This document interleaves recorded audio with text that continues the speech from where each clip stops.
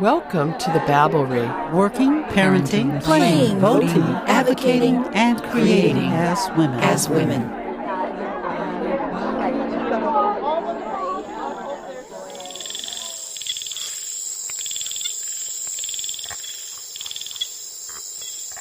Being a scientist can be so inaccessible. By telling the personal stories, I feel like that it sort of communicates that you can do it. There are so many ways to be successful as women, as scientists, and here is just this like beautiful compilation of stories that show that it is possible.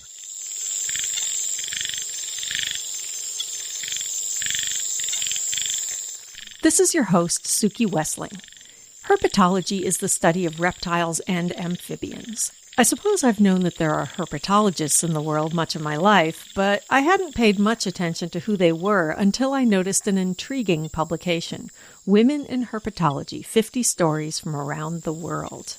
Not only is this a book about the lives of herpetologists, but they are all women in a field that is heavily male-dominated, and they are women from all over the world studying a great variety of creatures. In this episode of the Babblery, 3 guests will tell us about their lives in a fascinating corner of the scientific world. Let's meet them.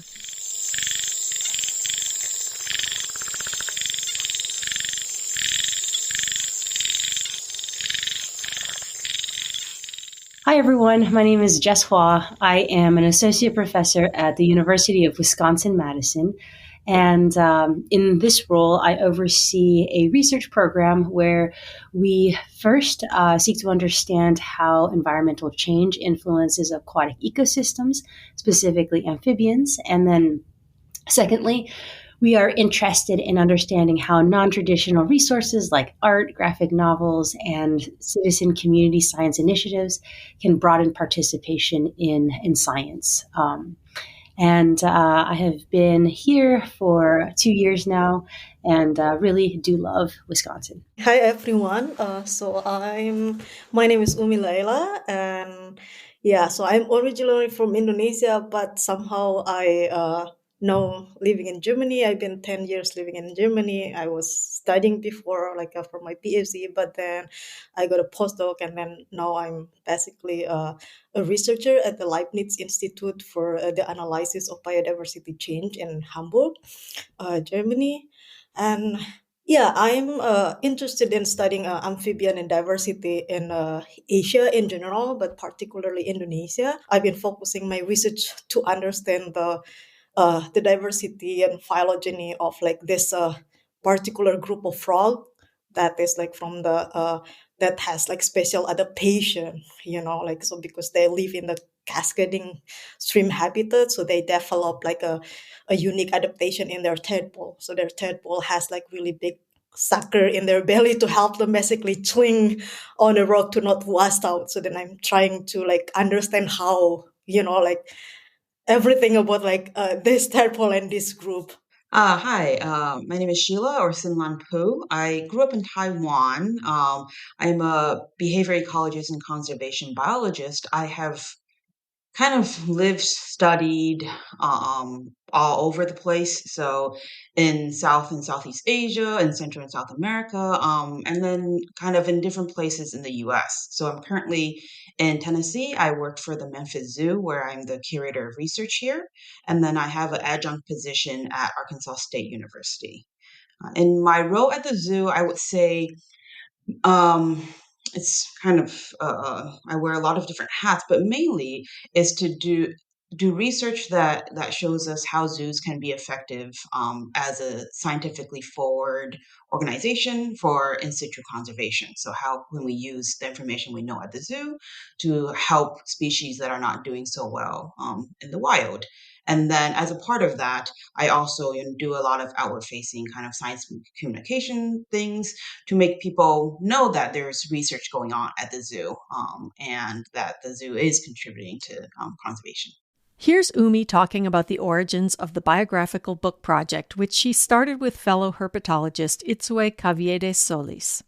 Before she approached Itsue, she says that people often remarked on her unusual choice of career and suggested that she write her story. When I start my career in herpetology, it was like not so common in Indonesia, So then, kind of, I always, telling my friend, whenever I come back from the field, or about like my journey in herpetology, like how I ended up, like just studying this little creature. I can, like travel all over Indonesia, the place that I have never been to, or like imagine I would go there by myself, and then it just like happened to, only because I'm studying this little tiny things that like people, especially in Indonesia, find it, like that, like, ooh, frogs, yeah, isn't that like disgusting?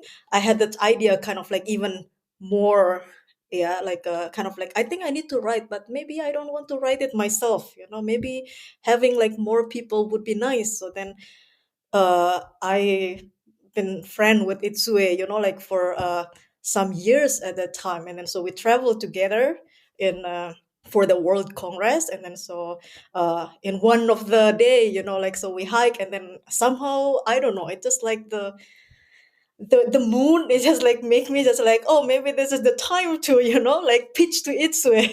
Maybe she's willing to team up with me. And then so like, yeah.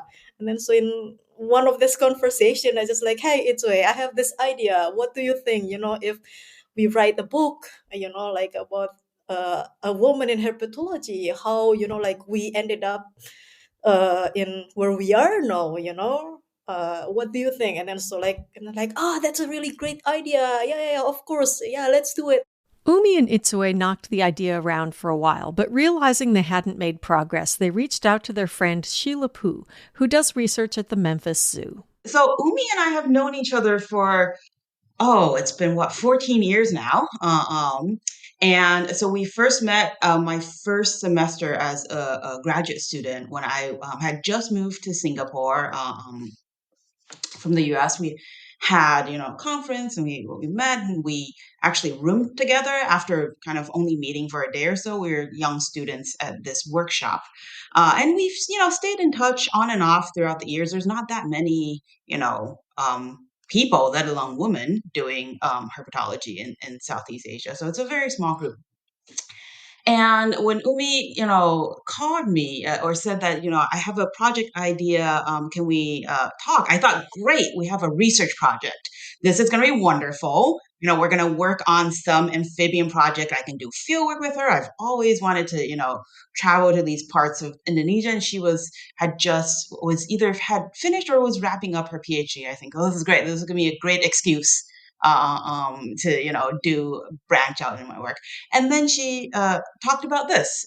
So it came kind of out of left field. Neither of us had worked on the book before. I've never been on a project that was not focused on research itself. It is science, communication or adjacent, but not, it's not like our traditional science project. So I was like, oh, well, that's not what I was thinking of, but that seemed interesting. I had met Izui, and so Izui Cavieta Solis, who is a assistant professor at Swarthmore College. So she was a postdoc at Lingnan in Hong Kong, Lingnan University in Hong Kong at the time. So I met her for one lunch. Didn't really know her very well, but it sounded like a great project. And Umi is one of, if not the most positive person I've ever met. So when she talks about a project that you've just heard, there is this enthusiasm of, no, we shouldn't do this. This will be great. We can do this. And this will be a great project simply because she's so enthusiastic about it. So it was, yeah, I think I am maybe more a conservative or cautious person of the group. So I thought it was great, but I had no kind of concept of how we were going to even, pull this off. And at the beginning, it was just a very simple idea of, we don't see that many women represented in people that are successful in our field. That comes with issues of, when we have run into problems. So speaking for myself, when I run into problems, I had actually just around that time when through a few cases where I wanted to seek advice from other people, and realized that my mentors wouldn't be able to give me that advice because it was these hidden barriers that they would have never come across. So they really couldn't help, say what you should I do in these circumstances. Not that they're not great mentors; it's just difference of circumstance. So it really just started with a very simple idea of seeing more representation of people that looked like us or looked different from what you would assume a person that studies or works with reptiles and amphibians would be. One of the herpetologists that the team reached out to was Professor Jessica Hua at the University of Wisconsin-Madison. I was so surprised. I still remember because it was Itsui who emailed me, and I was like, "You want me to write a story?" Like, I felt so like, "Why me?" Because to me, my journey sort of feels a little bit different than most people, in that I feel like a lot of people in this field love herps. They love amphibians. They love frogs, and for me, I feel like I got so lucky getting into this field. The reason I got into this field is almost 100% happenstance. So when I went to college, the reason I went to college was purely for athletics. I wanted to play basketball, and this was the institution that was going to allow me to do so. And so, like, I spent my entire first 3 years just doing the college athletics, and that was my focus. I also come from a refugee family, so there's also the extra pressure of what are you going to do with your opportunity? What are you going to do with your life? And so I did pursue biology because that was something that I thought my parents would be happy about. And so that's sort of when the two areas came together. One of my teammates was like, if you want to be a doctor in biology, you should probably do research experience.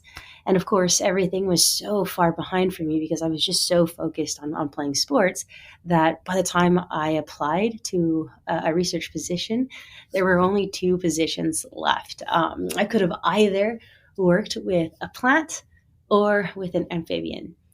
And at that point, I remember very distinctly the reason I chose working with amphibians. It wasn't because I had any interest. It was because I thought, well, at least it'll be less boring. At least they move. So my entire career in herpetology was based on that perception. And like in hindsight, looking back, a lot of those decisions shaped how I run my lab now. Um, I care a lot in that research experience. We looked at how road salts influence amphibians. So that has shaped sort of the way I think about how global change, environmental issues, from pollutants to climate change, how it affects these really critical organisms in our environment. But also the fact that I knew nothing about amphibians, I knew nothing about research. That really is something that shaped the second aspect of my research program, which is how do we get people to care about these topics? How do we get people to even understand that this is something that is important to protecting amphibians? Why should you protect amphibians? I think what Sheila said about or what Umi said about these are so gross, like that is absolutely something that goes through my family, and they're so cool. I wouldn't have thought so when I started, but now I definitely do. So yeah, when Itsui first reached out to me, I was like, "Are you sure?" I did. There are many people who care a ton and have been passionate their entire lives about this, but all in all, I've been so grateful, mostly because I have seen that there have been so many ways to success in herpetology, and just so many incredible women that is just like this community that all of a sudden feels like it has been built overnight. I know it has not been many years of work, but our first, I'll never forget our first Zoom meeting all together. I've never felt so connected. It was so cool. The goal of publishing the book Women in Herpetology, 50 Stories from Around the World, was to create a book that was biographical rather than scientific, to document the lives of women working in their field in order to create a sense of belonging that none of them had had in their early careers. They wanted younger women to read the book and see models of how a scientist could be. People know, like folks out there know about scientists. They always know, like us through what we write, in the scientific publication, but then like no one really know like how these people get there, or what is like the story behind whatever they read, so then I guess in this case, for me, it just it's probably like easier or more appealing to know, like, because someone not gonna be there without a reason. Everything has a reason, everything has a process, and then it will be, like much more it's it's just like nicer, or like easier to connect if you know like the story. Yeah. And then so every person has different stories how they get there. And then, in this case, sometimes, or like I looking back to my experience, and then I can also now like relate to what uh Jess just said, because like, oh, either plant or amphibian. I mean, that was what happened to me as well, because like even how I studied amphibian, it was also like accident. And then that's why I always like tell people that I actually like trap, like to study amphibians. And then later I just trapped myself, that's why I stayed. Because it was also like coincident. It was just like an expedition, and then like it was my friend was supposed to go, and then she told me about this expedition. And then I reached out to the professor, and then he just like give me this option: if you want to join the expedition, you need to study either amphibians or snakes or lizard, and that's it. And then I told him like, oh, I like plants. And it's like, no place for plant people. Yeah.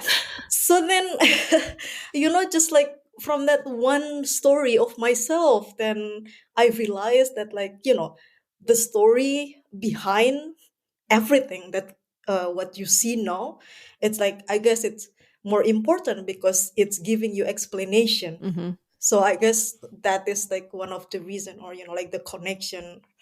And then that's why, like, as Jess also mentioned, that like she suddenly like feeling the connection Mm-hmm. when we all like first gathered, like with Yeah. other people. Yeah, it is a sense of community that was kind of unexpected that developed from this. But I did want to talk about a couple of things. One is Jess, that's great that you thought why we picked you, because on our end, just so you know, we were thinking that people must think we're spam. We're emailing people asking for them to spend time writing this thing for this amorphous book that may or may not appear in 3 years of these, oftentimes people you haven't heard of are like, this is just, people are going to think that this is some sort of scam. So that was kind of what we thought on our end. That's hilarious. And we had one of the author, like a candidate that we emailed, and then she replied to us, are you a spam? Remember that? Yes, I literally. And then it's like, no, we are real. And then though she ended up like not joining, and then but then she, like put us in touch with like the other person. Mhm. But then yeah. But yeah, and then going back to kind of making it more of a personal biography or narrative rather than kind of a science-heavy book, I think that was also a discussion. Everything actually was a discussion amongst, Umi, Izui, and I. And I think the discussion of making it more of this, first person narrative is that we wanted the audience. So we thought about, who we would want to read this book, and we wanted it to be people, obviously everybody, but geared towards the reading level that's high school or college, somebody earlier on in their career where they can see this representation and it might make them, think differently just about the world around them, or or people that they kind of hadn't really thought of in one way or another before. So I think that was also partially why we made a very conscious choice that the language would be, easy to understand and aimed towards kind of a young adult level. We'll be right back with a day in the life of a herpetologist.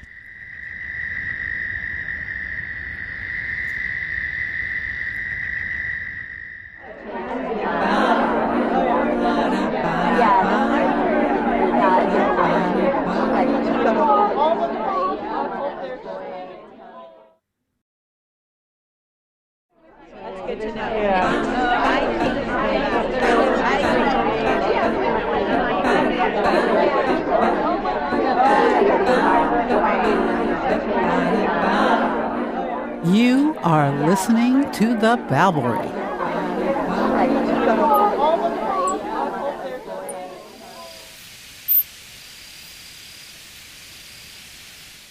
We're speaking with 3 herpetologists included in the book Women in Herpetology. You might expect that these women grew up fascinated by snakes and frogs, but you'd be wrong. Sheila Poo, who does research at the Memphis Zoo, chose her field for a rather unusual reason.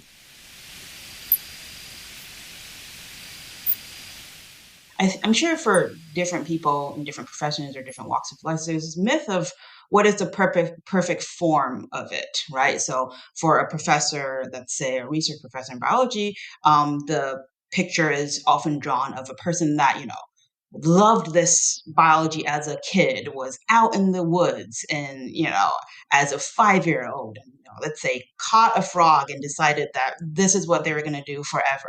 I grew up in Taipei City, which is this vast metropolis.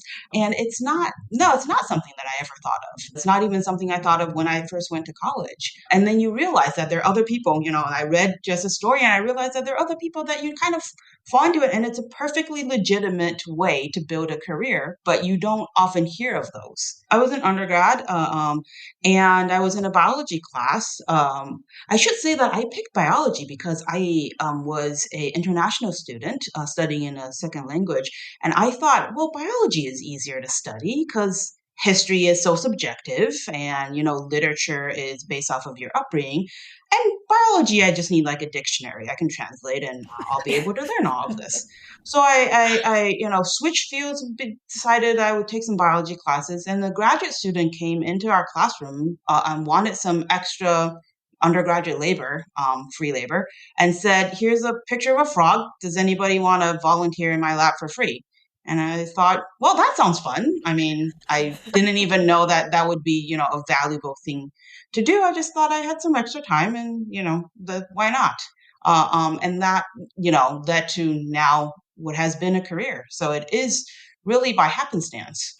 It's interesting to me that I know from years of interviewing women and men that it's a more common career path for women to fall into something unexpected. That men, and it's always hard to tease out these nature nurture things, but that men seem to be more directed to making a decision about something that they're going to do early on and be staying focused. And I have known men who have made midlife career switches, often because they were pushed into something they weren't particularly interested in. But women, it just seems to be more organic. Like it just seems to be part of women's lives to do this, which I find fascinating. Did you see that in the stories that you got for the book? That were there a lot of women who fell into it in unusual ways? Yeah, more than you would think. I guess more than what I have been led to assume, because I think as a student, you look to your teachers, and your teachers have obviously chosen the profession that they're in. And it seemed like it's something that was very logical for all of them. And also your teachers have probably all been studying this thing for the last 40 years or something. But reading the stories, there was more people than you would have thought that it was some opportunity. Of course, there are stories of people that, went out when they were 5 and decided that this is what they were going to do. I personally always wonder if that is something that you almost self-construct in retrospect. But yeah, I think there was a mix of all the different types of ways that people come to what they do. Yeah. I asked the three scientists to talk about their daily lives because one of the things that's so fascinating about their careers is how varied their work is. Field research is a huge component, of course, and that sometimes means travel and adventure. Lab work can mean long days focused on minute details. Teaching is a social activity that draws scientists out to learn from each other. And of course, there's real life. Let's start with Jessica Hua, who's a professor with a very full schedule. So, some preface, I am a mom. I have two young children, so that's going to integrate into a day in the life of my job. So, typically, my job entails research, teaching, and service. So, when it comes to the research aspect, I contribute by training my graduate students, serving as a mentor, but then also I write a lot of research up. So we do experiments and then those turn into publications. So in the morning, that's when I am the freshest. I have the most mental capacity. That is before anybody wakes up early enough to send me emails. My kids are still asleep. That is when I do all of my deep thinking.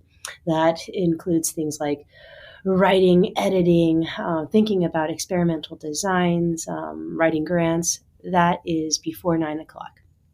Then it is getting my kids ready, taking them to school, to daycare. From there, it's my day will transition into meeting with my graduate students, my postdocs, thinking about what cool science we're going to do, what communication projects we're going to be working on. We work doing experiments, we work in the field, we work by putting on art shows to help communicate science. So that's what I love about my job, that middle section. It's people that care so deeply about what they're doing, and it's always different every day. So I am never bored. So that middle section is research, interacting with people, and then also teaching.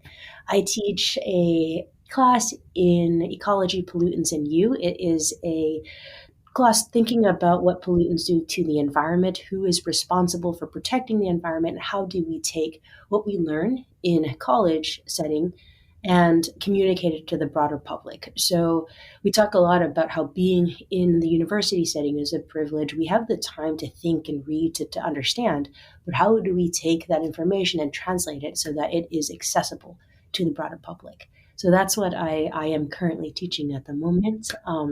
So teaching and research in the middle, and then more childcare. And then, of course, I'm never going to be one to give up my sports. So I do play a lot of basketball still. I started pickleball just like everybody else in this country, which is fun. And ultimate frisbee is something I play quite a bit in the summer. And a quick shout out to a new sport that I've discovered. It's called Gaelic football. I think this might be the most fun sport I've ever played, and it's impossible to describe. So if anybody is listening and curious, Google it. Just Google it. It's amazing. You're promoting it. It's fun.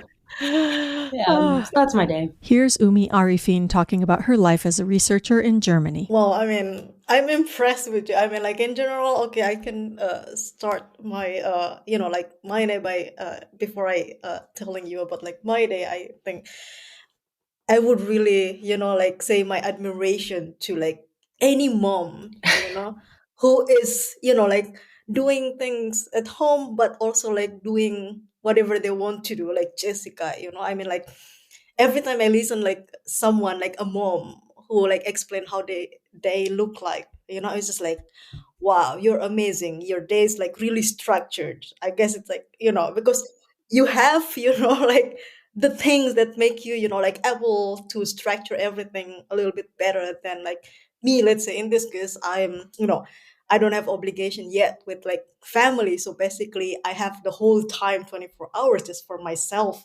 So then I have like my day, and my institute is just like for me for doing research. Either And then it's like, depending on my mood, let's say, okay, I start with like emailing, for example, when I get it, because, okay, then I see which one need to reply first. And then I could see like what I need to do, what kind of like deadline is approaching. Let's say, oh, do I have a live work today? Then I could schedule that, and then, or I need to write like grants or whatever. So then I really like start my day like to put like my to-do list, and then what is like the approaching deadline kind of, and then either I do like lab work, or like a writing grant, or writing a paper, or even like reviewing a paper, or sometimes let's say having a meeting with my supervisor, like to talk about the progress, or even sometimes, because yes, I'm based in Germany, but then my research focus is Indonesia, and then I kind of like, I don't know, it's just like I have uh the calling, like to still uh, put in touch with like people in Indonesia. So I also like want to share what I have, like my skill, my knowledge, to help people in Indonesia whenever they need, So I always like tell my colleague, if in Indonesia, if they ever need me for doing whatever, just tell me, and then that will be like my priorities. I don't have like really like a typical day, that this is like my typical day, just like I do whatever I need to do in that day. And then other than that, in my free time, I try to really like balance, or sometimes I go out with my friends, and then like, or doing sport, or like go hiking or biking, because I like biking, and then so I have my bike, and then during summer I would just like go somewhere. And then that's also like the benefit of like, being in Germany, transport is like really available. So sometimes they want to go hiking like a little bit far in some nature reserve, or even cross country, I just like put my bike on the train and then like go. Can I just say something really quickly? I just think this is the beauty of being a woman in science. Like, just to reciprocate the admiration, like our approaches are so different, yet the impact, like, look what you're doing. Like, it's so incredible, the impact that you're having through this book, through the people in Indonesia. So I just wanted to say that, like, maybe you admire me, but like the things that you do are so, so cool. Sheila Poo, one of the herpetologists who edited the book Women in Herpetology 50 Stories from Around the World, says that the lives of the creatures she studies dictates the rhythm of her work. My day. Yes. I kind of talk about the year instead of a day, because I think it is more seasonal. The work that we do, especially a lot of my work revolves around reproduction, and that is very seasonal for the species that we work with in the temperate zone. So I think I kind of think about my work in that sense of what I'm doing this season. So, for instance, we're in January right now. The frogs are mostly underground, the ones that I'm working with. They're preparing for breeding. So this is a time where it's quieter for me. I can do more of my writing and data analysis and work on different projects and grants. And then by about March, the frogs will be laying eggs. The dusty gopher frogs, which is a species that Memphis Zoo spearheads. It is a critically endangered frog species in the US, and it's a species we're working on breeding and reintroducing into the wild. So they will lay their eggs around March, which means that the husbandry staff that I supervise will start getting really busy. We will have, a few thousand tadpoles that will turn into a few thousand froglets that we're rearing. So that will take us through most of the spring. At the end of spring, we start releasing these frogs into the wild. So there's field work involved in that. That is also when I start taking on summer research interns. So that is really my opportunity to have interaction with students. I don't teach a class, but so this is, my main mentorship comes through these student research internships. And that's one of my favorite parts of my job, is having students around, having, them develop their projects, uh, and seeing how excited they are about the things that you get a little bit jaded, or you just don't think about anymore because you've done it a dozen times. So that lasts through most of the summer. Summer is also a time where we'll have conferences and all these other gatherings, but mostly summer. I think spring and summer is time for fieldwork for us. And then in the fall, things will start to calm down a bit. You kind of wrap up the summer field work, you start working on manuscripts with students, and then you start thinking about what the next year will bring. So I guess that is kind of wraps up the work that I do. And I love how it's, that you put it in seasonal because you're working with creatures for whom the seasons are so much more important than for humans, modern humans at least. We've done a lot of work so that we're not at the mercy of the seasons.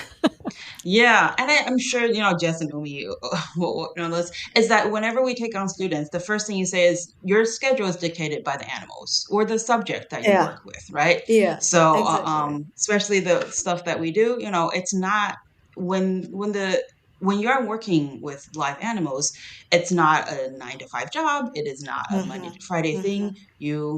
For us, we work when it rains, or we work at night, or we work whenever the Yeah. frogs breed. It really depends on these things, and I think that is what keeps it exciting. Is that there is a unpredictability of it. I love a good logistical juggle. I find it very satisfying. So it keeps you on your toes. Uh-huh.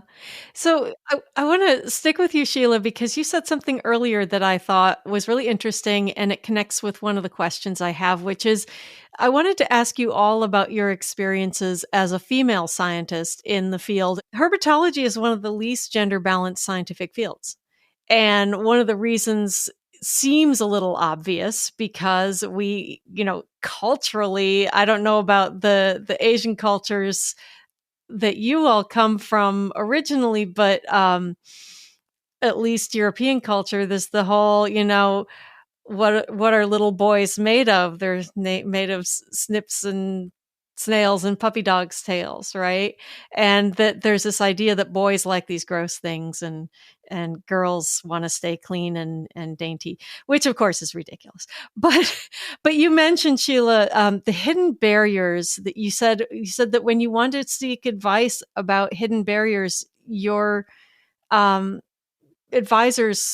advisors couldn't really talk to you about that because they were hidden to them. So what has been your experience as a woman in your field? Well, I will focus on women, but I think when I was talking about it wasn't just that my male advisors, my advisors, regardless of gender, wouldn't be able to give advice. I am a young Asian woman, uh, uh, and that I think that is comes with its own barriers in the environment that I work in. Somebody had asked me once of what I think how we're valued. I think we're valued differently because of our gender, because of our age, because of our race.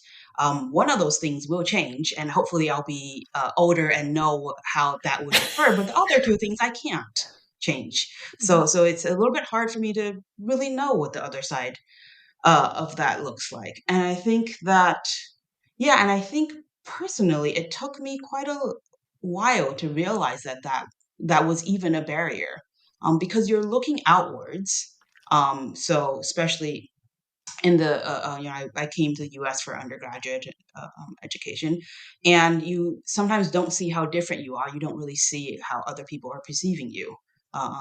So I didn't realize that oh, this might have been perceived differently, or these barriers that are in place that people seem to things that seem to be reachable for others was somehow not easily reachable for me, because of these things, and gender being one of them.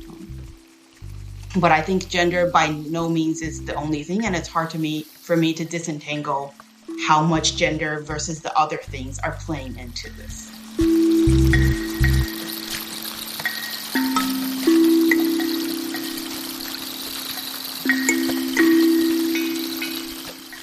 We'll be right back with more Herp Women.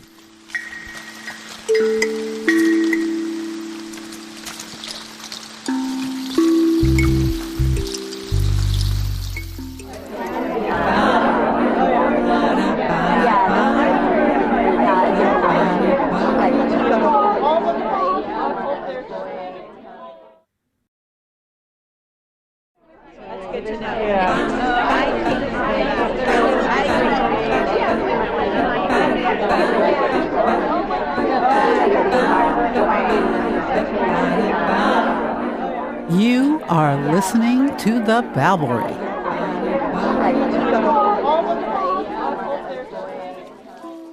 This is your host, Suki Wessling, and I'm speaking with 3 women herpetologists.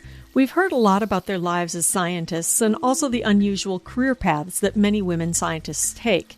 In this last segment, we discuss the invisible overhead of being a woman in science. Women have the experience that male scientists are taken seriously by default, whereas women have to continually prove themselves. Women are put into the position of wondering whether an offhand comment was meant to slight them, or whether their application for a grant was considered less seriously because they're a mom. In this last segment of our conversation, we talk about how they have had to adapt in order to succeed in their profession, and some of the ways that others could create a more equitable and welcoming workplace.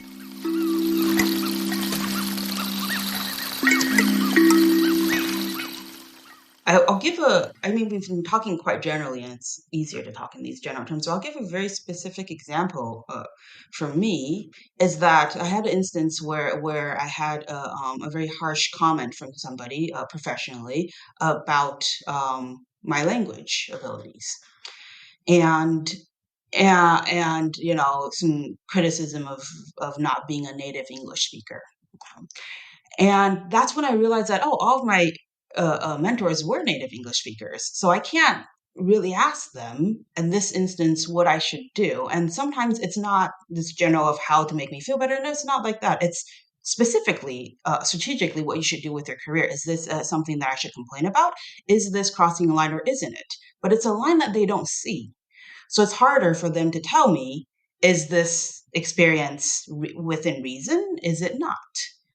So I think in those circumstances, what would have been helpful is to have somebody that is a little bit more advanced in their career that shared that trait with you, whatever that trait might be. Yeah, as Sheila was talking, I sort of started thinking about some of the challenges associated with what might be extra. So I sort of categorize them as outward challenges and then more of the subtle challenges. And for me, the outward is easier to handle. So outward challenges might be missing out on opportunities because somebody might expect that you can't handle the field work. And that's something I think is easily correctable and be like, yeah, no, I can. The subtle things I think are much more challenging because you don't realize that they affect you until it may be too late. And I think one example of that is I do find myself code shifting. I straddle 2 cultures. I straddle my Vietnamese culture, where there are things that are polite in this culture, but then would not be polite in other cultures. So the example I always like to give is the eye contact. It is really impolite to provide eye contact in my home culture. And so it's something that I had to figure out and learn to do. It is impolite to voice your opinions often in my family, right? Like it is a very hierarchical system. And so in academia, if you don't voice your opinion, if you don't communicate, the perception is maybe they don't understand, or they're not standing up for themselves. They don't want this opportunity. And so I do find myself code shifting now that I have learned what each culture requires. And that is an example of something that is subtle, because it is something that is an additional thing that I have to think about. It's natural now, but it is something that I have to think about. That is an extra thing that can be challenging. And I think that I only recognized this when I was finally in a room with people that are similar to me. All of a sudden, I didn't have to like it was like this burden that was lifted up. It was like everybody here already understands and already probably already does this. And so this is just an example of how that extra effort that you have to put forth to be in a similar situation as others in the room.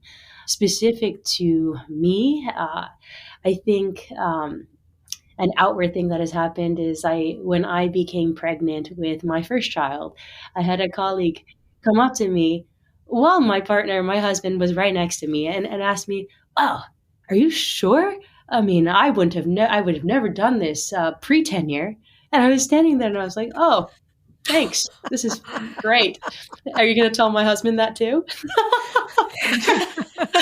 So that was just an example of like, all right, like it, sure, but that doesn't quite bother me as much as challenges where like perhaps sometimes people view me as more approachable and ask me to be on more committees and that like I'm really excited by that and I'm very happy to contribute to that, but you can see that by disproportionately asking women to do certain committee work that takes away from very valuable time that I could be contributing to other aspects of my career that could help advance my career. You didn't say this directly, but there is something about, I feel like as a woman in, the biology and in science, I often feel like my abilities or respect in the field, it needs to be earned.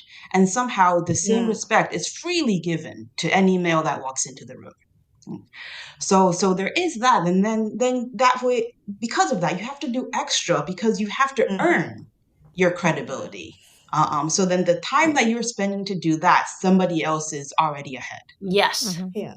To add that, I mean, it's really true that like culture and upbringing are really, like influence that, because yes, like it's like a from outside, but then you sometimes, or at least what I feel, it's like I sometimes have my inner conflict, because let's say I I'm kind of like an introvert person, so I don't like to be like in front of the stage and then like people like seeing me and then like, even talking like this. It's just like, I was like so nervous at the beginning. Oh, what would I do? And now it's like a little bit better, because I changed because I train it, because like that's what people expected. Like if you're a scientist, let's say you have to be outspoken, and then not all people can do that. It's depend on like where you're from. Let's say like what is like your culture. Let's say in Asian culture, being like outspoken, it's like a really no, especially if you are a female, and then like even not only like to look at like in the eyes, but then like even whoever like above you, like your brother or like even your mom, you cannot say no. And then like imagine how complex is it. So you're a Muslim woman scientist working in Germany. So you are not a native speaker of German. You are visually not German, and you also wear clothing that identifies you with a religious group. And how does that affect your how you feel like you are taking part in the scientific community there in Germany? It's not easy. But then, I just like remember one funny story when me and Sheila was at one of the conference in Spokane, and then we want to meet, but then I like, was thinking when about we that. met, when we met, it's like, see, I can easily recognize you because there's like only you with like certain, like appearance, then I can easily find you. And I'm like, Yeah, but so this is an instance where it is what I was talking about. You look out, right? So you don't see yourself as being yeah. different when you're looking out at these people. We go to conferences, it's majority white. And I was at this conference with Umi, and she was telling me that, oh, I feel so bad that other people remember my name and I don't remember Mm. their names. And people that I've met once. And I said, Umi, you're the only person that's wearing that headscarf walking around because it is that obvious, and you do stand out. But oftentimes you don't realize that is is perceived as different because you don't walk around with a mirror looking at yourself all the time. Let's say, being in the field with, not to mention just like the only girl in the team, and then, okay, to make it more complicated, that like the only female in the team, but also the only, also like with uh, a foreigner, for example, like people, international researcher from the US, and then you just kind of like suddenly have, it's probably just like my own justification that I feel judged, although probably they're not. It's a girl, it's Asian, and then like with this, like outfit, then it's probably like from certain religion, and then so they kind of like have like their own standard of a person who look like me. then you find the community that just said that this is, what we want to build. And I think it was somewhat unexpected for me that I gained so much personally from this project, because through this, I now, have met and worked with all these people that I otherwise wouldn't have. Hopefully for people that are coming up behind us, I will use this opportunity to say that part of the project is to establish a scholarship for younger students, and for them to, come up behind us and for us to remove some of these barriers. So whether it be financially or a sense of community or somebody to turn to, that they, when they have issues, they can, find this network, hopefully, or this community of people. What could the people around you who you work with or study with, what could they do to be more mindful of this baggage, this overhead that their students, their female students, their non-white students, their students who are from not college educated backgrounds, anything that someone brings that separates them from the others in your environment, what could they do to be more supportive or more thoughtful about how they interact with people? Listen to this podcast, this interview. Truly, I mean, like, a lot of the burden is just lack of understanding, and it's nobody's fault in that. I think that when you're thinking about women, people of color, I think the easy thing to do is like, here's just one way to fix it all. But as you have heard, our experiences have been so different. It's like, yes, we are all Asian, but then there's Asian American. There are people that like English as a second language, different backgrounds, Indonesian, Taiwanese, Vietnamese. Like, there are so many subtleties there that impact how we interact and impact the burden that we have to bear in doing the same job. So for me, like, if you just take the time to dig a little bit deeper, it's not like you have to do an entire thesis on it. Just understand just that there are subtleties, and just that recognition for me is enough. Yeah, I agree with that. Listen, and observe and take your time, reflect, and notice that there are these subtleties and there are these differences. I would emphasize that like it should come from both sides. Yes, we want people understand us, but then we also need to understand them. In any case, the best way is to meet in the middle. Jessica Hua, Umi Arifin, and Sheila Poo are scientists who study animals very unlike humans. But in naming an aspect of a creature they study, it's clear that what they learn is quite applicable to our lives. We know the world is being impacted in so many negative ways, and we think about pollutants being one of those things. It's often doom and gloom, but one positive thing I'd like to leave is that wood frog. These wood frogs are susceptible to pesticides, but if they are exposed to a very small amount of pesticides early in life, then that can allow them to be more tolerant later in life. And this is really, really exciting because that means it's a very fast way for some of these amphibians to deal with pollutants in the environment. That being said, pollutants are terrible for the environment, but there is hope. But that's a very adaptive species. That's a cool little piece of information about it. I'll go with, so there is a bamboo breeding frog in Taiwan. So it breeds in these bamboo stumps that when you cut them, there's a little bit of water and the females lay their eggs. And it is a rare species that has biparental care, meaning that both the male frogs and female frogs take care of their young, which in and of itself is already rare for amphibians as opposed to mammals, which take care of their young for, I don't know, Jess has kids, 18 years. But so they take care of it in this fun way where the males will stay with the eggs and make sure that the eggs are developing properly until they hatch. And then once the eggs hatch, the females will come back periodically to feed the tadpoles until they finish their tadpole stage and become young frogs.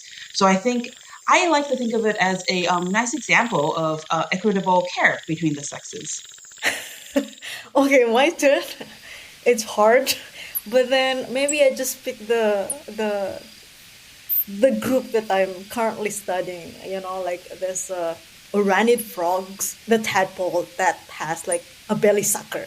So why it's fascinating, because no other frogs, in the anuran's world bearing this kind of, like adaptation, this kind of like sucker. So only like in this particular group of ranids in Asia and a few bufonids in neotropical world. So I would like have the analogy of like hanging on with these frogs, like these tadpoles. So the tadpole has like, as I mentioned at the beginning, that like, it has like belly sucker. So it's like will attach to the rock, then it just like, not wipe off it because it's really, really strong. So then it's basically just like, please hang on in whatever you do, and then just believe that, you'll get there to whatever you do, whatever happen. So it's just like a reminder also, not only because it's fascinating, that's why I studied it, but then it's so cool to just like remind me that like life it's not easy, but then just hang on.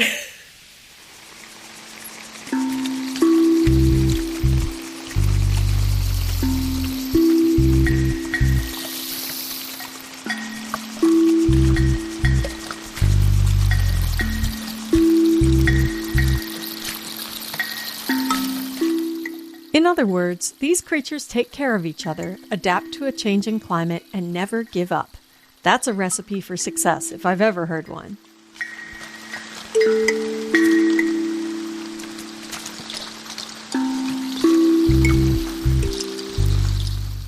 This episode featured 3 herpetologists included in the book Women in Herpetology, 50 Stories from Around the World.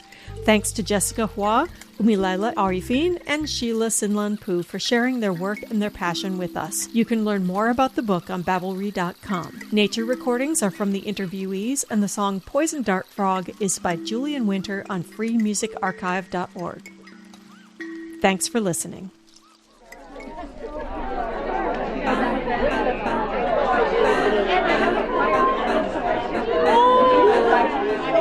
You've been listening to the Babblery. Subscribe to the Babblery on your favorite podcast platform or visit BABBLERY.com to access more episodes. The Babblery is produced with support from KSQD Radio in Santa Cruz, California.